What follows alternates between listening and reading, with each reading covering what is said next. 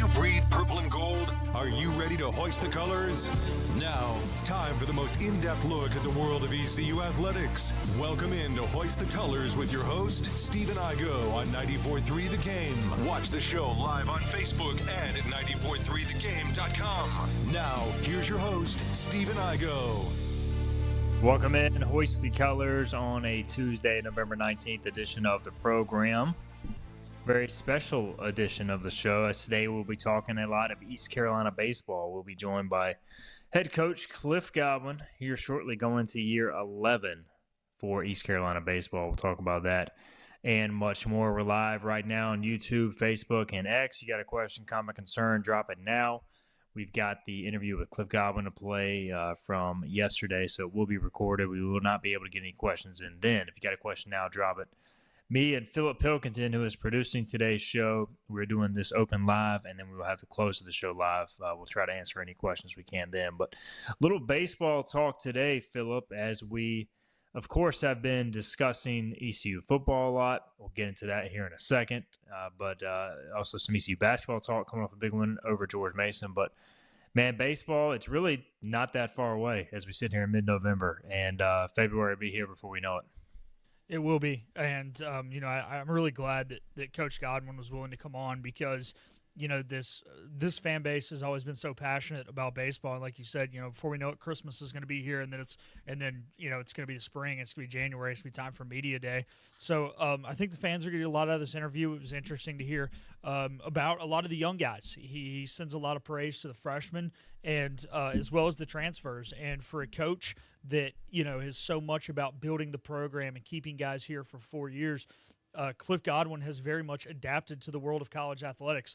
I don't want to put words in his mouth, but I don't think he agrees with all of the things that are in place right now. But he knows that it's adapt or die, and he has proven that now, and he's proven it with the transfers. And we kind of had a off-the-record conversation with him where I think I can at least say this, where he came out and he really praised the transfers and said that they have all bought into his program. I don't think he'll mind me disclosing that on air, that a lot of these guys have very much fit the East Carolina mindset and mold, and I think the fans will get take a lot away from this interview that we've done with Coach.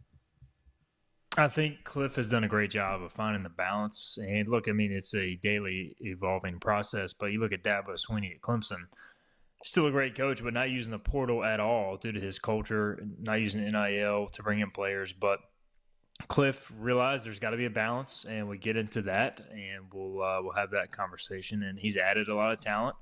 And look, they're not making these guys rich, as he'll say later, but you at least got to give them something to get your foot in the door to recruit some transfers. So looking forward to that conversation here shortly.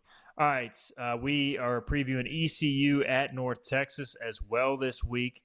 Pirates are a last check 3.5 point dog going to the Mean Green. And it will be an interesting game. North Texas has lost 4 in a row, but you look at who they've played.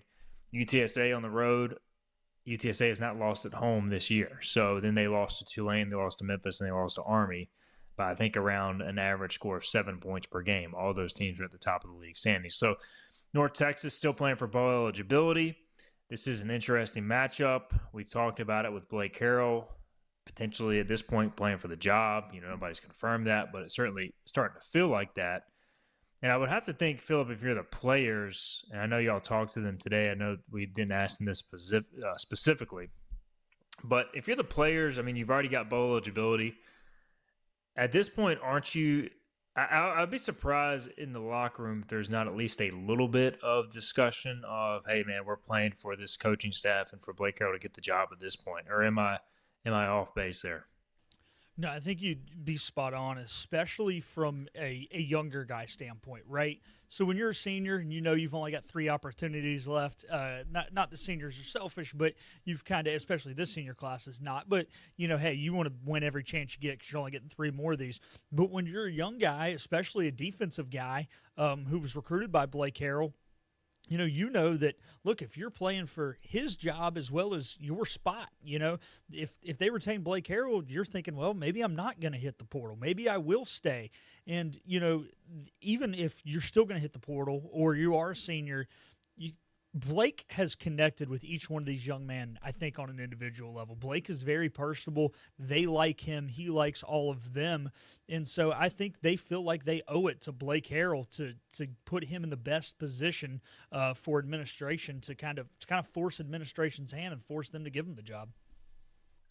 Blake Harrell, by the way, at practice this morning looked like he had some ECU students out there.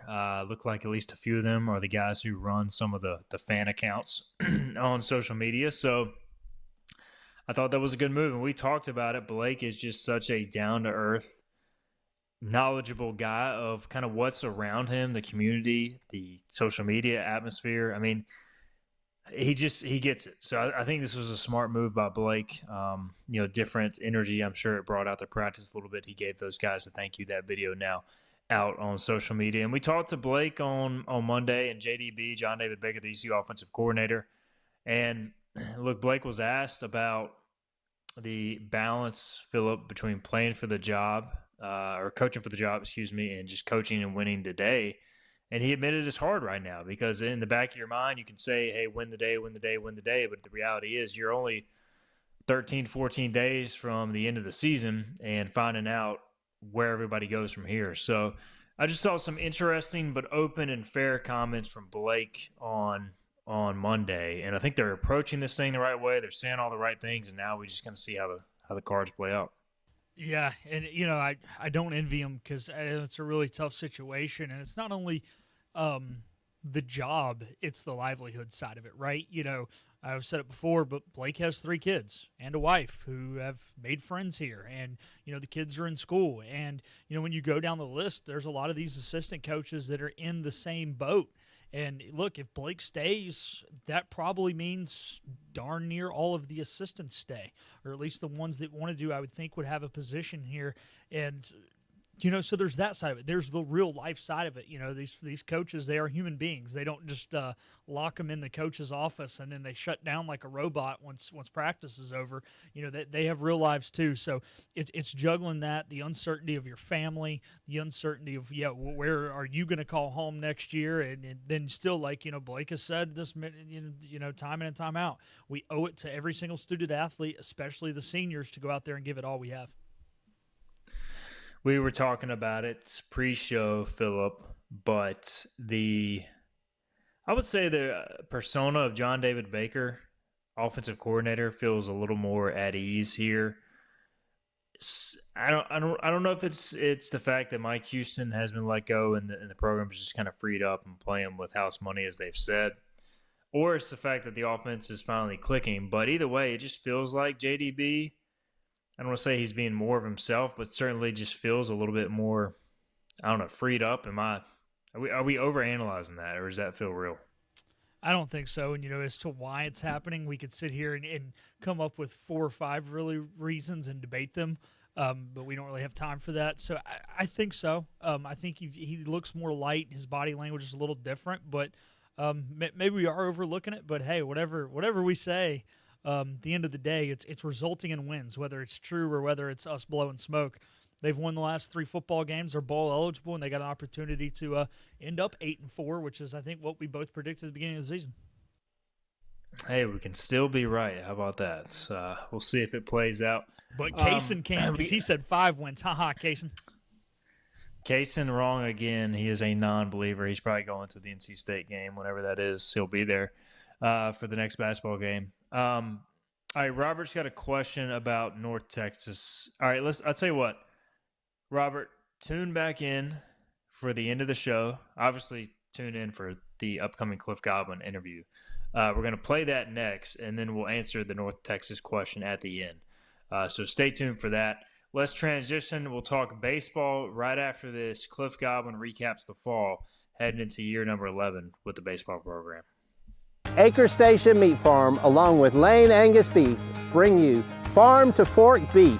Stock your freezers now with affordable beef boxes, just in time for the grilling season. Farm to Fork Beef brings quality local beef to your family. From your traditional butcher shop, Acre Station Meat Farm. Come on down to Acre Station Meat Farm and find out why we're #1 in fresh cuts and friendly service. Acre Station Meat Farm, Highway 32 North, Pinetown. Living easy is the sound of children laughing as you make memories with neighbors and friends. It's the sound of nothing at all. It's the smell of the salt air. Hear the waters against the marsh grass. See the beauty of our coast, Bow Coast, located in Beaufort, North Carolina.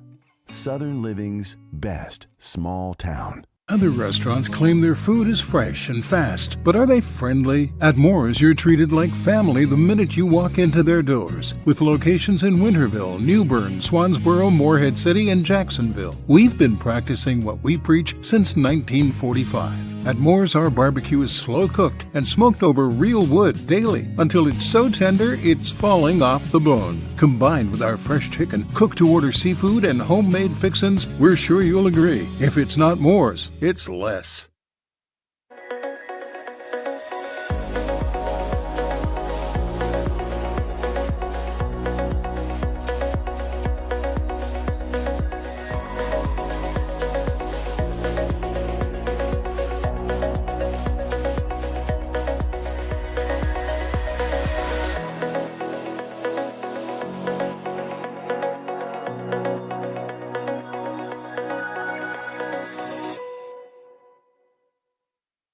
Sawyer's Fun Park in Winterville is now open. With over 40,000 square feet of family fun, daily money-saving deals, and a full-service restaurant, Sawyer's Fun Park is guaranteed to have something the whole family will love. Test your ninja skills on our 2-story obstacle course or head over to one of our 5 rock walls and race your friends to the top. And when you've worked up an appetite in our laser tag arena or our one-of-a-kind ropes course, grab a table over at the restaurant and try our world-famous Southern Monster Fries. Reserve your spot today at SawyersFunPark.com and come join in on the fun.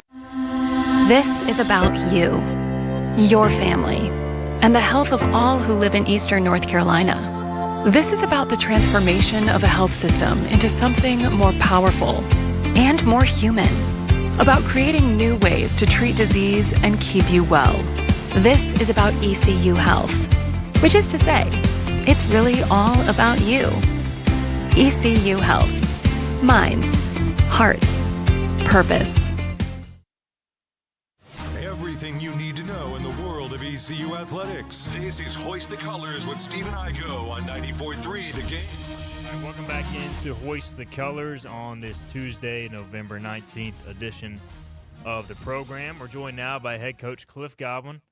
Let's see if I can remember, Coach, year 11 going into? Is that right? Going in year 11. I forget sometimes, too. It's crazy, man. Well, welcome back to the show. I know you've had a busy fall, and I guess we'll start there, Coach. Just how would you kind of assess the fall overall as you look back at the last few weeks for your club? Well, I go back to the summer. I mean, I think one of the biggest things, we had 4 new staff members, new director of baseball operations and Eddie Losner, new athletic trainer, Hunter Martin, new strength coach, Hunter Reeves, who was actually our first hire.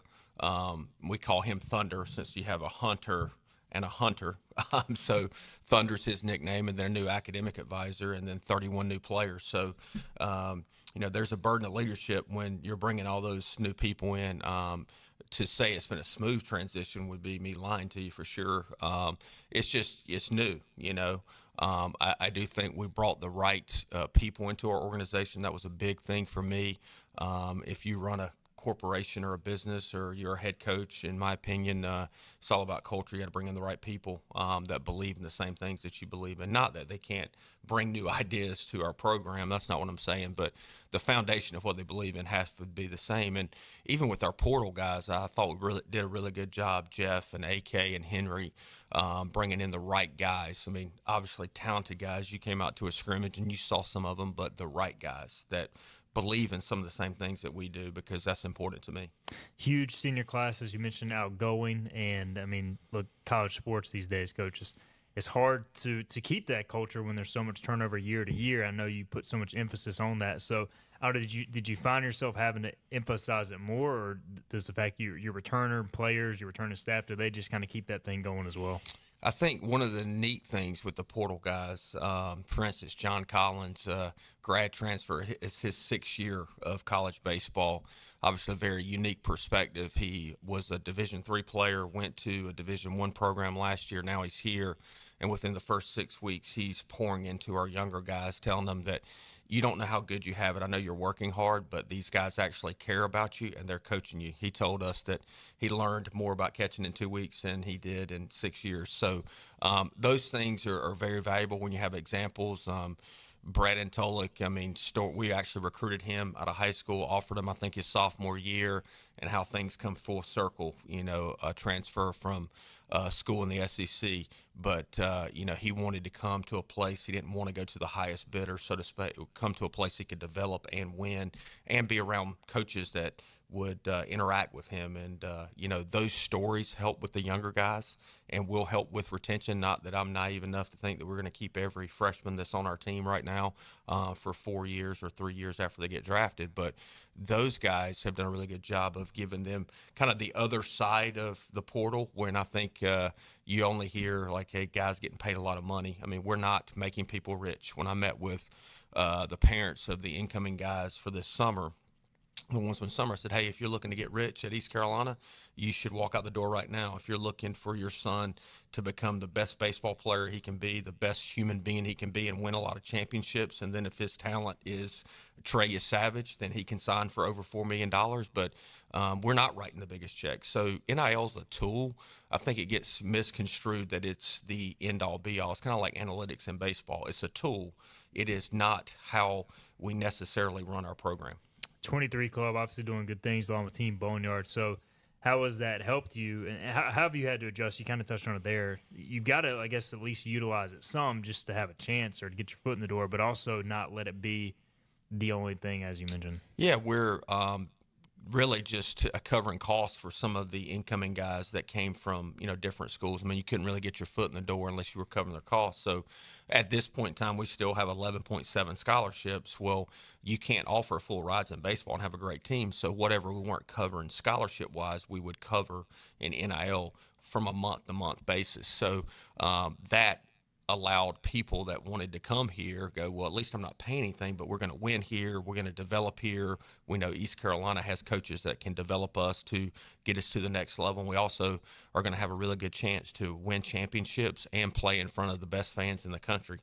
Cliff Godwin with us in studio. Coach, you look at, the guys you brought in, freshmen and transfers. How happy are you with the growth? Just from my perspective, seeing first couple weekends to the end of the fall, you'll seem to take a lot of strides. So do you kind of agree with that assessment? We definitely took strides. I'm actually in this coaching group as 5 head coaches across the country every other Monday, and we were talking about just when you have so many new guys, there's obviously some challenges in the way we play baseball compared to wherever they came from, or if they're high school players, no offense to high school coaches or travel ball coaches, but they don't seem to watch the game and just understand the little nuances of winning baseball.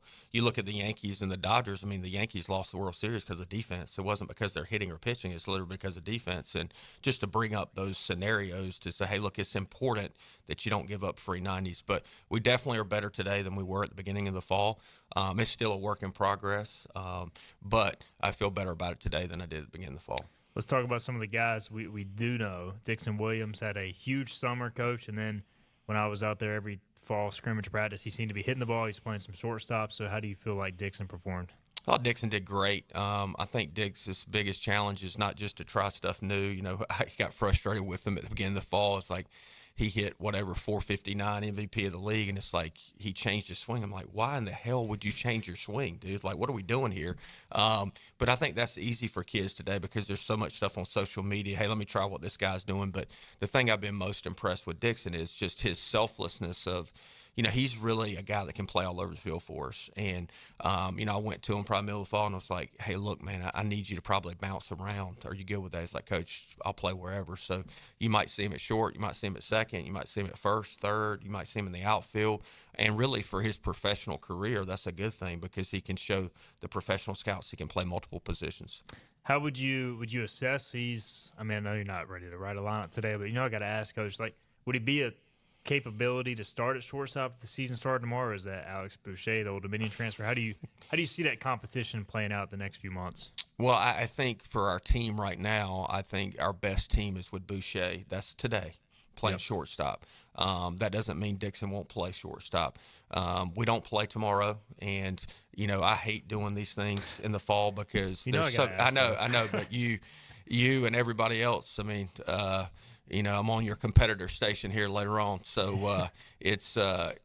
For me, there's just so many moving pieces that can go into it. Of course, you have injuries even from now to the spring. So, but the thing you need to know is Dixon's one of the best players in the country. He's willing to play all over the field for us, and he's going to be hitting the top of our lineup, and he's had a ton of experience here at East Carolina. Two guys who were injured in the fall, but obviously played a big leadership role. Riley Johnson, Jake Hunter.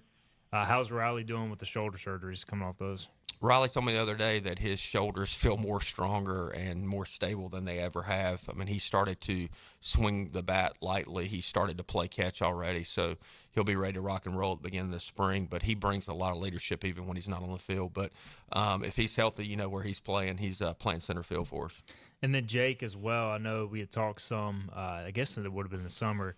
Just he didn't have the full Tommy John, so is a possibility he can pitch this year? Yes, there is, and it made me nervous when people would say that, but he's coming along great with his rehab. Kevin Youngs has done a great job with Zach Womack over at Young's Physical Therapy, and I'm sure other people have had their hands on him over there, plus our athletic trainer, Hunter Martin, who came from the Chicago Cubs organization. So he's got a lot of great help. With his rehab stuff, and he's playing catch, and he feels good. His mom, just is such a great thing for his parents to see him play catch in the outfield after going through, Tommy John in the middle of the season last year.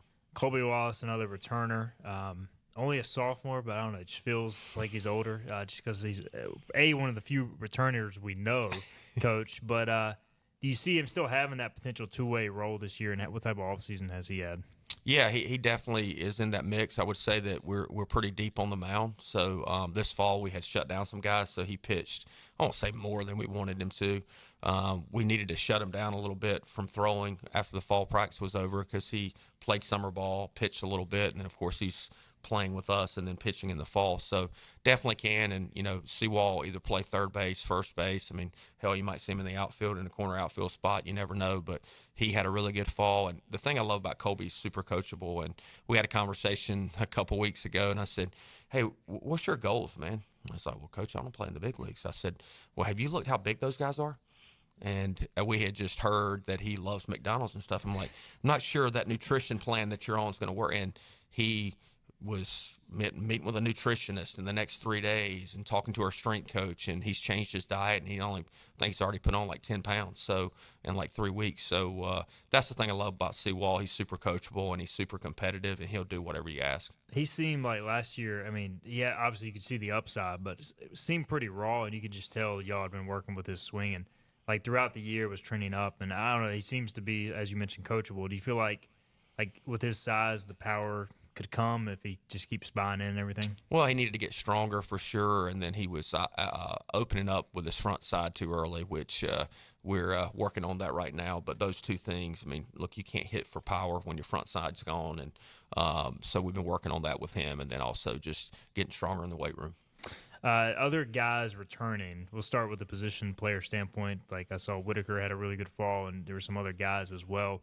Any of those returning players that kind of caught your eye this fall as far as taking a step mentally, physically? Well, I think Walker Barron, I mean, he didn't play at the end because his shoulder was a little bit sore and stuff, and but he really caught well, and that's why he was recruited here. Last year, he actually was a better offensive player than he was a defensive player. It was kind of reverse of what we recruited, and, we told him, man, we've got to work on your defensive side, and he's really done a great job with Coach Lartigue on that. Unfortunately, he couldn't go play summer ball because he broke his jaw in the conference tournament, which we all know that he wasn't available in the regional, one of our right-handed bats. But he's really worked his tail off, and expecting big things from him. You mentioned Davin Whitaker. He's hit the weight room hard. Played a good outfield. We played him some at first base this fall just out of necessity, but I don't think he'll play first base. He'll be in the outfield. Keenan Bowman had a really good fall. He redshirted last year, had a labrum surgery, and he's dynamic. I mean, he can run, he can bunt, he can put pressure on the defense. So that was good to see. I'm probably missing somebody positionally, but you got Ethan Norby. Norbs, I think, right now, if we had to play tomorrow, he's going to be at the back end of the bullpen. He's got the mentality to close out games for us, and I think his stuff plays up. And actually, him and I had the conversation after his start against Sean Jenkins in the Purple Gold World Series, and I was like, hey, I know you probably want to start, man, but we're probably going to need you at the back end early. And he goes, nah, Coach, I've already been thinking about it. And I talked to Connor actually Friday in the airport, and Connor was like, yeah, I mean, if I was a pitcher, I'd want to close instead of just pitching once a week. You get to pitch, maybe 3 times a week if, the week lines up like that. So, and the older guys that are here, Jaden Winter, he was working on some stuff in the fall with Coach Knight. And so sometimes just the results of it wasn't great, but I think he's going to be definitely a viable piece for us in the spring.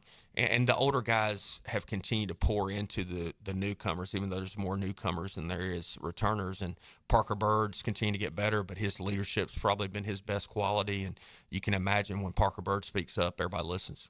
Player development coach, I mean, I've always said East Carolina in general, you always got to be able to develop, identify talent. Your program has done that better than any in a long time at ECU. Some of those guys you mentioned, I'm not saying they're going to be superstars overnight, but I mean that's always got to be the fabric of, or at least part of the fabric of your program, right? No question, and that's the thing that probably concerns me the most with the portal and even this roster limitation. Whenever that's going to come through, everybody, Kendall Rogers, everybody else, says it's going to happen in the fall of next year, and nothing has officially been decided yet. But Dixon Williams last year was an unknown other than people from Greenville, and look what he put together last year. And I would tell people that, but people wouldn't believe me. And it's like, well, that's what we do here. We got great assistant coaches. They do an unbelievable job developing our guys. And I think that's the reason we can have sustained success along with our culture, is because we can develop guys. But I don't know if you're going to be able to have the Joey Barinis or the Justin Wilcoxons on your roster anymore. That's the sad part about this roster limitation, because Joey had 30 at-bats his first 2 years, and J-Dub probably had less than that his first 2 years for sure. And then like his 4th year or 3rd year had like 60 at-bats, and then he was our starting catcher his 4th and 5th year. And that's the thing that's why I got into coaching, is to develop guys. And that's the thing I think you're going to miss some, but you're still going to have guys like a Dixon Williams, a Davin Whitaker, or even a Keenan Bowman, that you can have on your roster, and nobody knows them their freshman year, and then all of a sudden they know them their sophomore, junior year. So what do y'all have now? 40 is the limit for this year, and then what do y'all hear? I mean, there's just so much unknown. I guess you're looking at Philip like he knows the answer back there behind the TV. Somebody's got to know, right? No, they don't know, and that's the thing. I think around the 1st of January you'll have more certainty of what the scholarship, and then each school, depending on the conference, is going to have the ability to what the scholarships can be, as far as NCAA comes out and say, hey, you have 34. Well, nobody's getting 34. I think the SEC is going to be around 25. We will fall somewhere near that number. I don't think we'll get 25, but we'll fall somewhere near that because of what we've done here. And John Gilbert has been super supportive of our program, and he wants to make sure we sustain this success, which I'm happy for that, or I'd be really upset for all the hard work our assistants and our former players have put in. But, I think we've earned that. I think that's a lost art in this society, too, is everybody's supposed to get equal. Well, you have to earn stuff. When I got here in the summer of 2014, we didn't have a nice hitting indoor. We didn't even have a pitching indoor. We didn't have a video board. But we were able to win a lot of games and also do a great job in the classroom and in the community, and then you get those things. He is Cliff Godwin. We'll get a break in. We'll come back. We'll continue on. We'll talk to Coach about some of the newcomers as well as the pitching, how that's shaking out, and more. This is Hoist the Colors.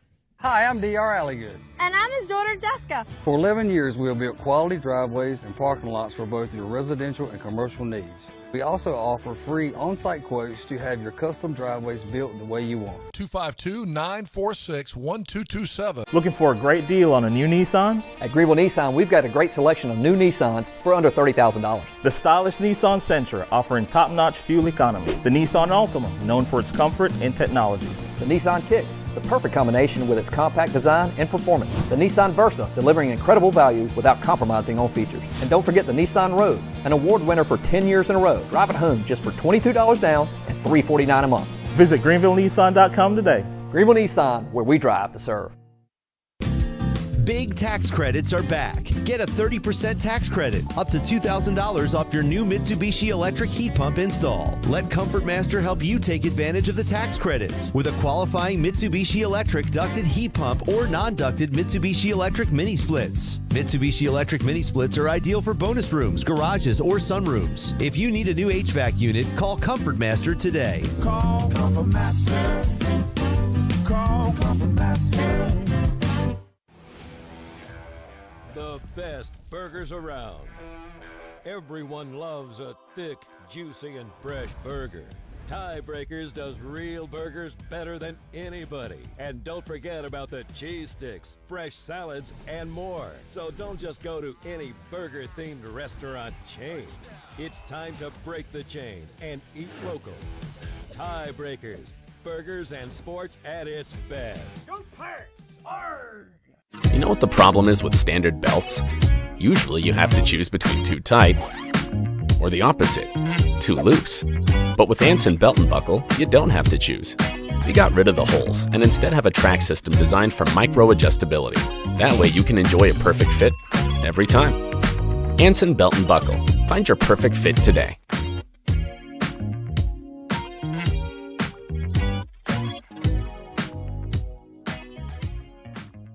Hi, I'm D.R. Alligood. And I'm his daughter, Jessica. For 11 years, we have built quality driveways and parking lots for both your residential and commercial needs. We also offer free on-site quotes to have your custom driveways built the way you want. 252-946-1227.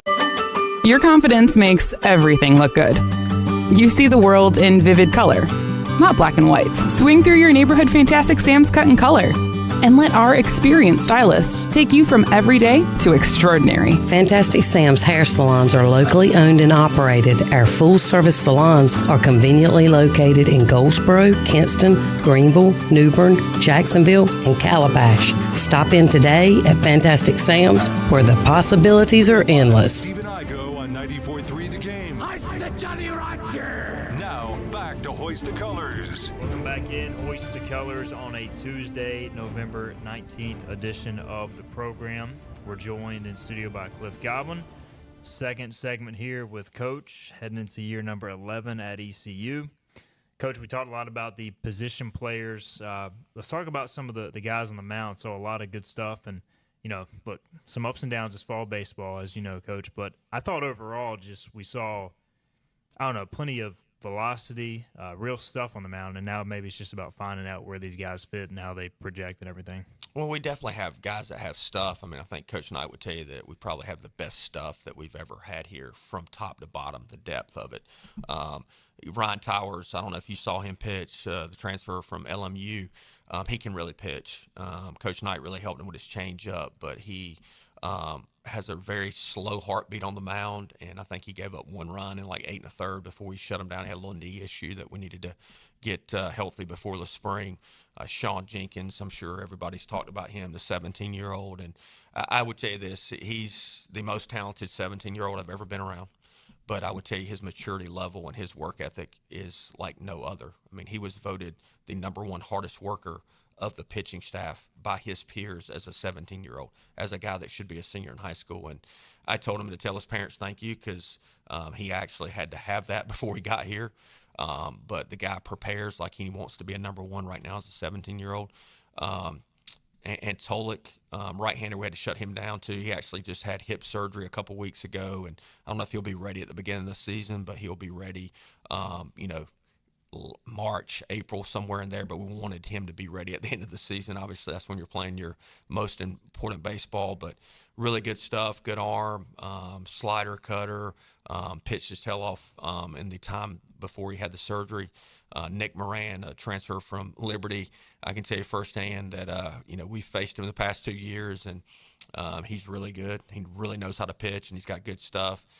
He was delayed a little bit in the fall because he didn't do anything in the summer, and we had a tough time. I love Nick, but get him in school, and he actually had to take an online class at Ole Miss to get him eligible. Kind of came down to the wire, but so he didn't pitch. So him and AK worked a lot in the bullpen, and I'm probably missing some guys.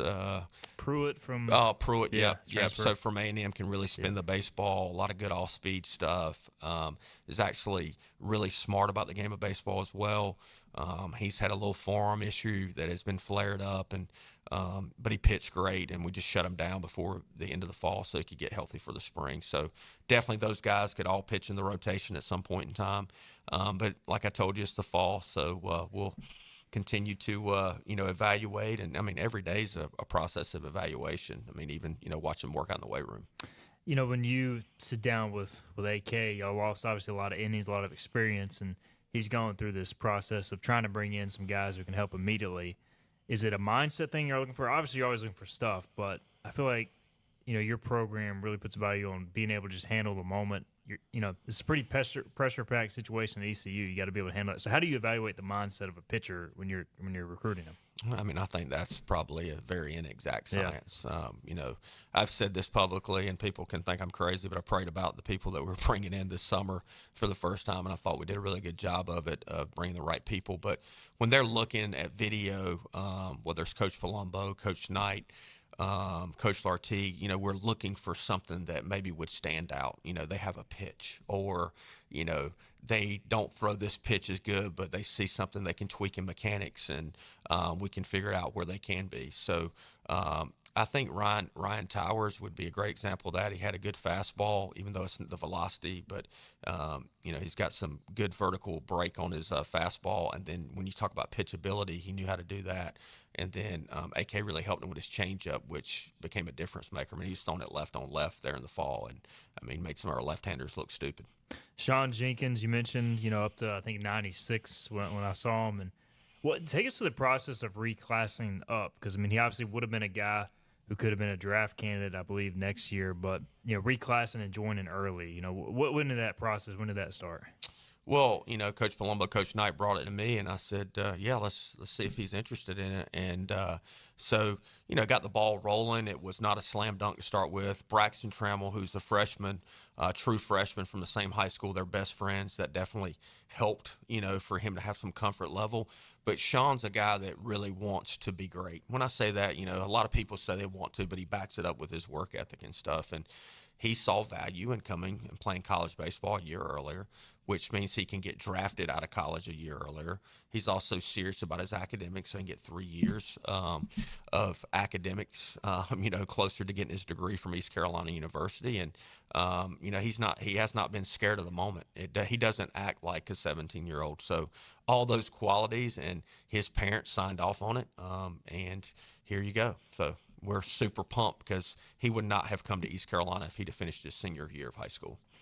Jackson DiLorenzo, as I scroll through the roster here, a guy who got some pretty big innings last year just due to, the injuries on the mound and obviously the situation there. You mentioned Jaden Winter. Michael Irby, I know, started a couple times for y'all in the fall. So I would say Michael most improved of anybody coming back from our. He redshirted last year, so you could say, well, Coach, that's easy to say that. But for him to go out there and stack some innings together, he had some good moments. He had some moments where the game sped up on him a little bit, but he's definitely going to be able to throw some innings for us, which I'm super proud of how hard he's worked. And in a day and age where people don't like to redshirt, he redshirted, and just as Davin Whitaker did, just as Keenan Bowman did, and guys that will definitely get opportunities in the spring. His brother, Austin Irby, part of that freshman class, I think he hit a couple on the football field. I know you want to shy away from talking about freshmen at times after the fall, Coach, but it seems like this is a pretty talented freshman group. For sure. I would say Austin, came in, and he's a guy that at times could teeter the line of arrogance, and, you have to break him down a little bit. But the thing I love about Austin is that he'll keep showing up, man. And when he gets in the box, my high school coach used to say he looks hitterish, and he looks like a hitter. He'll get in there and compete. He understands what guys are trying to do to him on the mound, and he puts together tough at-bats. Look, if we play tomorrow, he's in our lineup for sure, as is Braxton Trammell. So you're talking about two freshmen right there that would be in our lineup if we started tomorrow. And they both, in different ways, are mature beyond their years. Braxton was voted the #1 hardest working position player by his peers as a freshman. We've never had two freshmen voted the hardest workers in our program. Some of it could be because you have so many new guys, but to have that kind of mentality in our program is awesome for the future.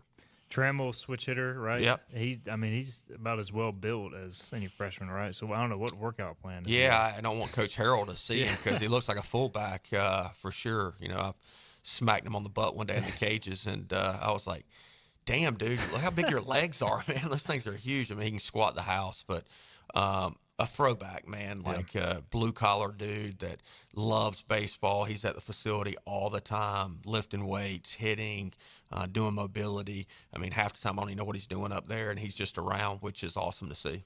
We talked about Alex Boucher a little earlier, the transfer from ODU. How was he, fit in? You mentioned him as a potential shortstop and obviously a guy familiar with Greenville. So how has he come in and fit in?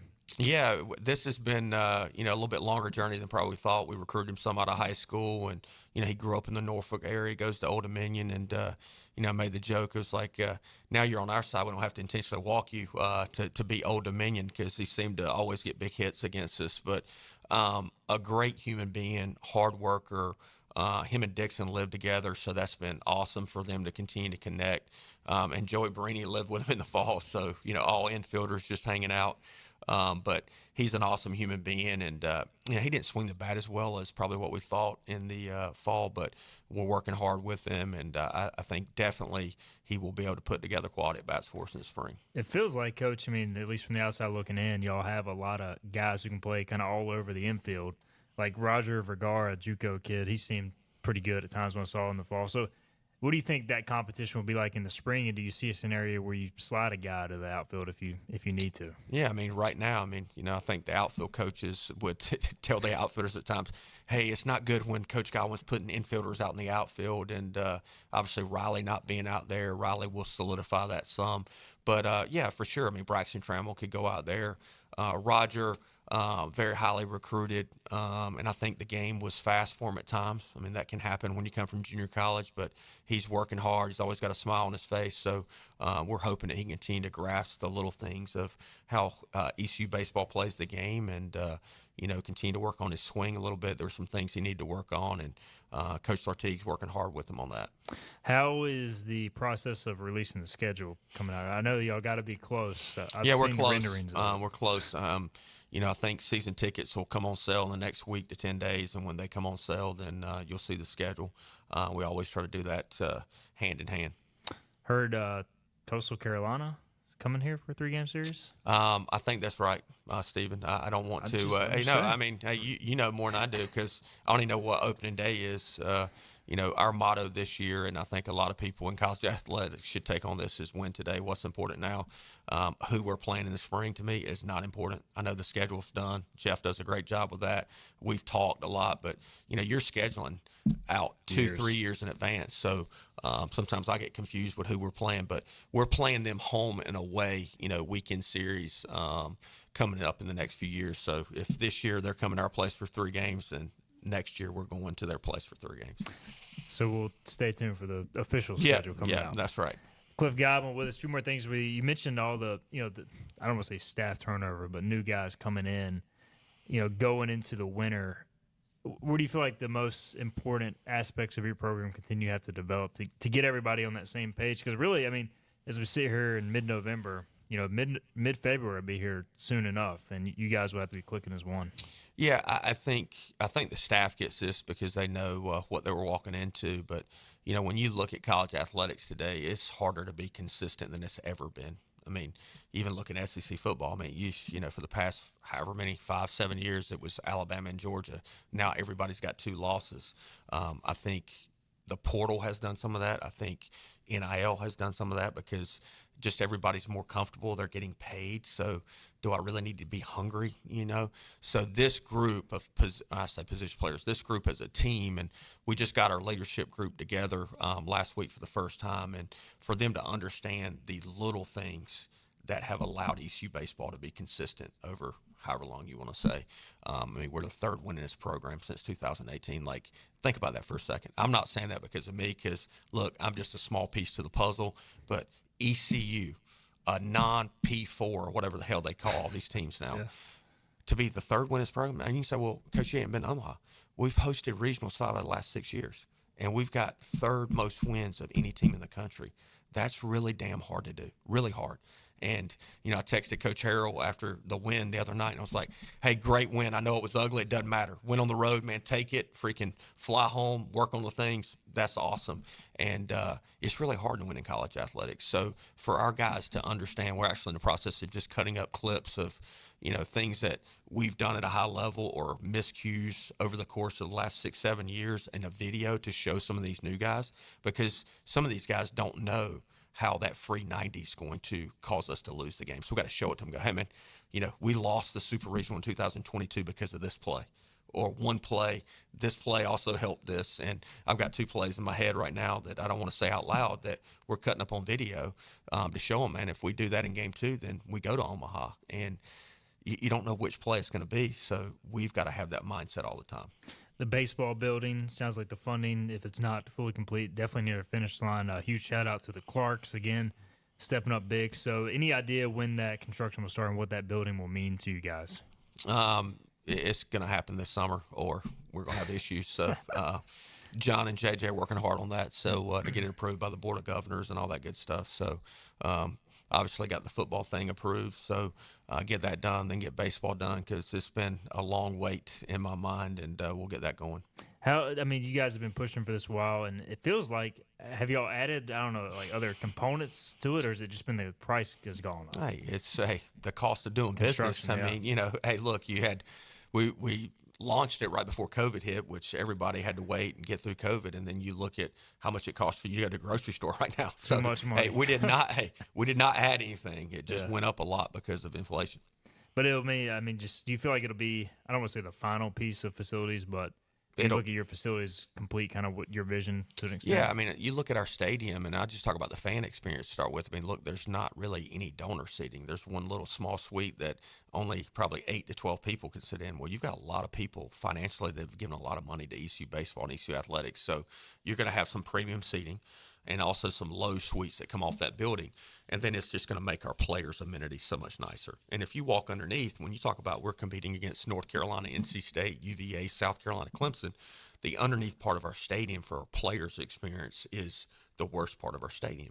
Not that it's terrible, but if you're trying to recruit against Clemson, South Carolina, UVA, North Carolina, NC State, then that's got to be better for our guys. We have a team room right now that is where we eat meals. Then we flip the room to watch video.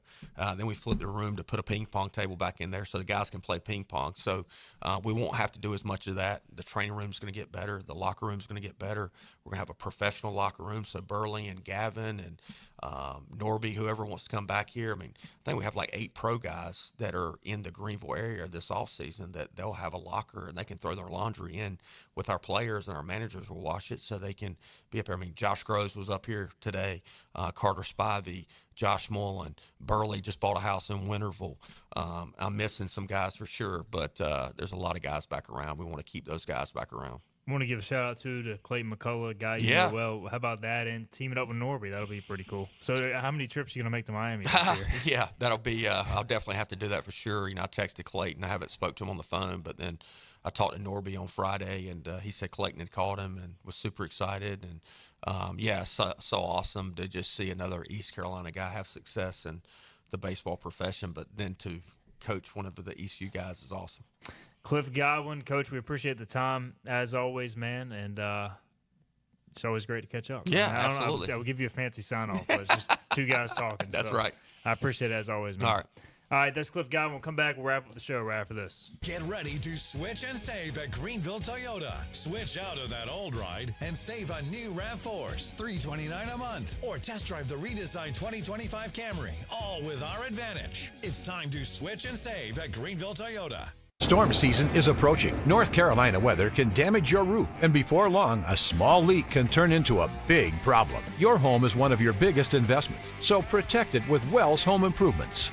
We work with all insurance companies for a hassle-free roof installation experience. Call us today and get 10% off your roof installation when you mention this commercial. 252-227-8403 or visit us online at wellshomeimprovements.com. Wells Home Improvements. Local, honest, dependable.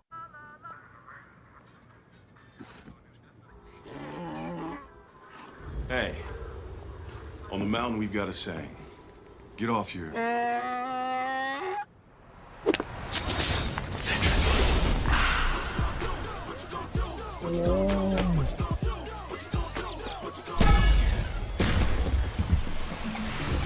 Show off. Mountain Dew. Sawyer's Fun Park in Winterville is now open. With over 40,000 square feet of family fun, daily money-saving deals, and a full-service restaurant, Sawyer's Fun Park is guaranteed to have something the whole family will love. Test your ninja skills on our 2-story obstacle course or head over to one of our 5 rock walls and race your friends to the top. And when you've worked up an appetite in our laser tag arena or our one-of-a-kind ropes course, grab a table over at the restaurant and try our world-famous Southern Monster Fries. Reserve your spot today at SawyersFunPark.com and come join in on the fun. The best burgers around. Everyone loves a thick, juicy, and fresh burger. Tiebreakers does real burgers better than anybody. And don't forget about the cheese sticks, fresh salads, and more. So don't just go to any burger-themed restaurant chain. It's time to break the chain and eat local. Tiebreakers, burgers and sports at its best. Everybody loves Tiebreakers. Other restaurants claim their food is fresh and fast, but are they friendly? At Moore's, you're treated like family the minute you walk into their doors. With locations in Winterville, New Bern, Swansboro, Morehead City, and Jacksonville. We've been practicing what we preach since 1945. At Moore's, our barbecue is slow cooked and smoked over real wood daily until it's so tender it's falling off the bone. Combined with our fresh chicken, cooked-to-order seafood, and homemade fixins, we're sure you'll agree. If it's not Moore's, it's less. It's time to switch out that old ride and save on a new Toyota. Switch out your current vehicle and get cash on the spot. Then save on a new Corolla for just $229 a month or a Highlander for only $409 a month. Switch and save at Greenville Toyota. Climb aboard as we set sail and hoist the colors. Arr, matey. Back to the show with Steve and I go on 94.3 The Game. Welcome back in. Hoist the Colors, final segment here. Really enjoyed our chat with head baseball coach Cliff Godwin. Learned a lot about that. Hopefully we get that baseball schedule soon. We can break that down and so much more. But really enjoyed and appreciate Coach Godwin's time for visiting the studio. We'll try and get pitching coach Austin Knight and associate head coach Jeff Palumbo, maybe the hitting coach Henry Lartigue as well on before we wrap up shop for the winter. All right, final segment here, Hoist the Colors. By the way, quick programming note, there will be no Hoist the Colors tomorrow. That is because we are going to carry here on 94.3 The Game. We've got women's basketball coverage. We're going to broadcast a handful of games throughout the year on 94.3 The Game. The Pirates will be hosting, I believe, Howard Education Day, 11 a.m. So stay tuned for that on tomorrow. We'll be back Thursday with a preview of North Texas. Then, of course, Friday we'll have Bobby Harwood, who will join us. I will be flying out to Dallas after the show, so we'll go live Friday before the weekend. All right. Final segment here. I wanted to answer the question from Robert. He posted earlier. And I think this is an interesting question, going back to football. How many points do we expect the Pirates defense to hold North Texas to? He also asked, will our offense run more to play keep away from the North Texas offense? Let's bring in Philip Hilkinen, producer today. So North Texas, Philip, 36 points per game they are allowing. 36 points per game they're scoring. If I pose the question to you, how many points does ECU need to score, first and foremost, to feel good about winning this game? What would your answer be? It would be in the 40s. And that's not really a knock on our defense. It's two things. It's a accomplishment of their offense, but also our offense scores quickly a lot of times. This could be a very high possession game.